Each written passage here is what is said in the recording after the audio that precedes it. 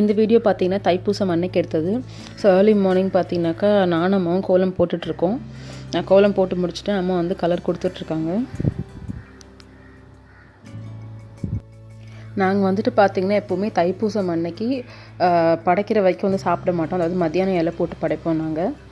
So ரொம்ப ஸ்ட்ரிக்டான விரதம்லாம் கிடையாது. ஜஸ்ட் சிம்பிளாக எல்லா ஃபங்க்ஷன் மாதிரியும் மத்தியானம் வரைக்கும் விரதம் வந்துட்டு இலை போட்டு படைச்சிட்டு அதுக்கப்புறம் சாப்பிட்ருவோம். ஸோ இது வந்து என்னென்னு பார்த்தீங்கன்னா எங்கள் கிட்டே இருக்க சின்ன சின்ன முருகர் விக்கிரகம், முருகர் அவங்களுடைய 2 ஒய்ஃப், அதுக்கப்புறமா பிள்ளையார் சிலை, வேல், இதை வந்துட்டு நாங்கள் வைப்போம். பிள்ளையார் வந்து நம்ம எல்லா ஃபங்க்ஷனுக்குமே வைக்கிறது தான். பிள்ளையார் இல்லாமல் நம்ம எதுவுமே செய்ய முடியாது.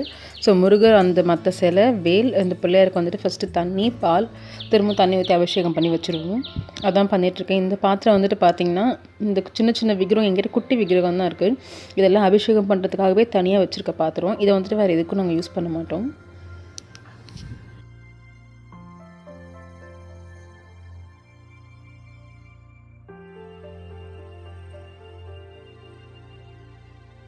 அபிஷேகம் பண்ணி முடிச்சதுக்கப்புறமா எல்லா சுவாமிக்கும் ஒரு வாட்டி கற்பூர ஆரத்தி காமிச்சிட்டு இதை வெளியே எடுத்து நல்லா தொடச்சி மஞ்சள் குங்குமம் வச்சு அலங்காரம் பண்ணி வச்சுருவோம்.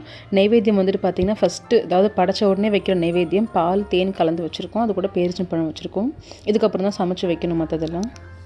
இன்றைக்கி சாப்பாடு வந்துட்டு பார்த்திங்கன்னா ரொம்பவே சிம்பிள் தான். மணத்தக்காளி வத்த குழம்பு. அதுக்கு வந்து நல்லெண்ணெய் விட்டு வடகம், கடுகு, ஜீரகம், வெந்தயம் இதெல்லாம் தாளிச்சிட்டு மணத்தக்காளி வத்தல், வெங்காயம், சின்ன வெங்காயம், பூண்டு, தக்காளி, கத்திரிக்காய், கருவேப்பிலை எல்லாத்தையும் போட்டு இப்போ தான் அம்மா வதக்கிட்டுருக்காங்க.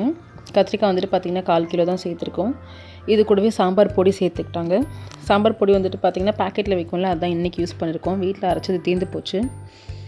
சாம்பார் பொடி 2 டீஸ்பூன், மிளகாத்தூள் ஒரு 1 டீஸ்பூன் சேர்த்துருக்கோம். குழம்பு மிளகாத்தூள் பார்த்திங்கன்னா பெரிய குழம்பு கரண்டி இருக்கும் இல்லையா, அதில் வந்துட்டு ஒரு 1.5 கரண்டி சேர்த்துருக்காங்க. இது கூடவே புளி தண்ணியும் விட்டாச்சு. நான் வந்துட்டு ஒரு 2 கப் அளவுக்கு புளி தண்ணி வச்சு சேர்த்துருந்தோம். அது கூடவே மிச்சத்துக்கு தண்ணி சேர்த்துக்கிட்டோம். சேர்த்து எல்லாத்தையும் கலக்கி இதை நல்லா கொதிக்க விட்டுக்கணும். குழம்பு வந்து இந்த மாதிரி நல்லா கொதிக்க ஆரம்பிக்கும் போது இதை மூடி போட்டு நல்லா ஹை ஃப்ளேமில் வச்சிடணும். இப்போ வந்து பார்த்திங்கன்னா கத்திரிக்காய் ஓரளவுக்கு பாதி வந்து நல்லா எண்ணெய் பிரிஞ்சு வந்துருச்சு. ஆல்மோஸ்ட் வெந்துருச்சு. இப்போ வந்துட்டு நாங்கள் வந்து வெறும் தேங்காய் மட்டும்தான், வேறு எதுவும் அரைக்கிறதுக்கு சேர்க்கல. ஒரு 1/4 கப் அளவுக்கு தேங்காய் சேர்த்துருக்கேன். நல்லா தண்ணி விட்டு அரைச்சாச்சு. இப்போ வந்து பார்த்திங்கன்னா குழம்பு நல்லா கொதிச்சு கத்திரிக்காய் வெந்து நல்லா திக்காயிடுச்சு. ஸோ இதில் வந்துட்டு அரைச்சி தேங்காய் சேர்த்துக்கணும். தேங்காய் கூட வேறு எதுவுமே நாங்கள் சேர்க்க மாட்டோம். ஜஸ்ட் சிம்பிளான மணத்தக்காளி வத்த குழம்பு தான். சுண்டைக்காய் வத்த குழம்பு இருந்தால் இன்னொன்று கொஞ்சம் வெரைட்டியாக செய்வாங்க. ஸோ அரைச்ச தேங்காவை சேர்த்து கொஞ்சமாக தண்ணி அந்த மிக்ஸி ஜாரில் விட்டு அலம்பி ஊற்றிட்டு இதை வந்து நல்லா கொதிக்க வைக்கணும் கொஞ்சம் நேரத்துக்கு. அதாவது கொதிக்கிறதுனா ஹை ஃப்ளேம் கிடையாது, நல்லா லோ ஃப்ளேம்லேயே ஒரு 5 நிமிஷம் வச்சுட்டு அதுக்கப்புறமா வந்து மீடியம் ஃப்ளேமில் வைக்கணும். இப்போ தேங்காய் ஊற்றி கொதிச்சிட்ருக்கு. கடைசியாக வந்து கொஞ்சோண்டு இத்தினோண்டு வெல்லம் ஒரு சின்ன பீஸ் சேர்த்துக்கணும். அது கூடவே நல்லெண்ணெய் வந்துட்டு மேலோட்ட ஒரு டீஸ்பூன் அளவுக்கு விட்டுருக்காங்க. இன்னும் நல்லெண்ணெய் ஊற்றி வச்சிட்டோன்னு சொன்னால் டேஸ்ட் ரொம்ப நல்லாயிருக்கும் சாப்பிடும்போது. கொதிக்கும் போது அதாவது குழம்பு இறக்க போகிற சமயத்தில் இந்த மாதிரி நல்லெண்ணெய் விட்டு ஒரு வாட்டி கலந்து அடுப்பு ஆஃப் பண்ணிட வேண்டியது தான். ஸோ மணத்தக்காளி வத்த குழம்பு ரெடி. இதுதான் இன்றைக்கி எங்களோட லஞ்ச். இது கூட வந்து தொட்டுக்கிறதுக்கு வத்தல் பொரிச்சு வச்சுட்டாங்க. ஸோ சாமிக்கு நெய்வேத்தியமும் இதான் வைக்க போகிறோம். சக்கரை பொங்கல் பண்ணியிருந்தோம். அது கூடவே இந்த வத்த குழம்பு எனக்கு கொஞ்சமாக வத்தல், அரிசி வத்தல் தான் பொரிச்சு வச்சுட்டோம்.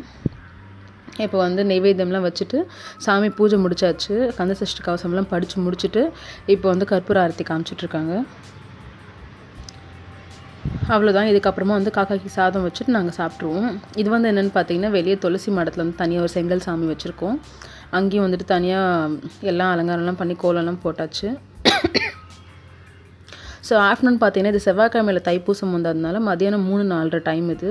ராகு காலத்தில் பார்த்தீங்கன்னா எப்போவுமே துர்க்கைக்கு பூஜை பண்ணுவோம். ஸோ இந்த சின்ன விளக்கு தான் வந்து துர்காம்மா. இதுக்கு முன்னாடி என்னோடய வீடியோவில் நான் சொல்லியிருப்பேன். ஸோ துர்க்கைக்கு பூஜை பண்ணும்போது ஒரு சிகப்பு துணி விரித்து போட்டு அந்த விளக்கை வைக்கணும்.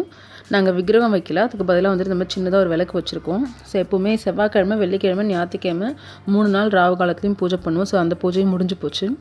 அவ்வளோதான். இந்த வீடியோ வந்துட்டு நான் அதோட முடிச்சுக்கிறேன். உங்களுக்கு யூஸ்ஃபுல்லாக இருந்திருக்கும்னு நினைக்கிறேன். தேங்க்ஸ் ஃபார் வாட்சிங்.